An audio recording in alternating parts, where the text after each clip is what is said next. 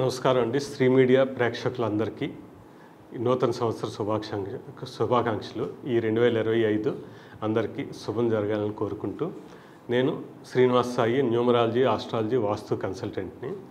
ఇప్పుడు మనం న్యూమరాలజీలో మన పేరు మొదటి అక్షరంతో ఈ 2025 ఏ విధంగా ఉండబోతుంది తెలుసుకోబోతున్నాము.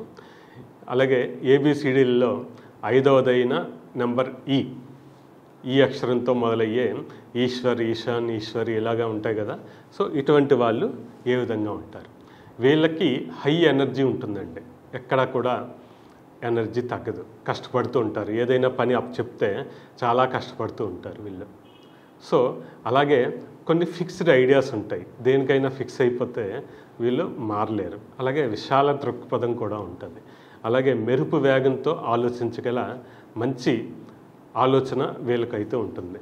అయితే వీళ్ళ స్పీడ్ ఆలోచనలకి కొంత కంట్రోల్ చేసుకుంటూ సిస్టమేటిక్గా ముందుకు వెళ్తే ఈ 2025లో మంచి ఫలితాలు అయితే వీళ్ళు సాధించడానికి అవకాశం ఉంది.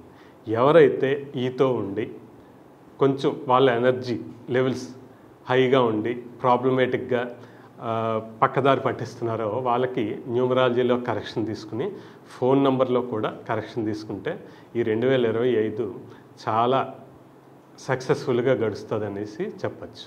Thank you.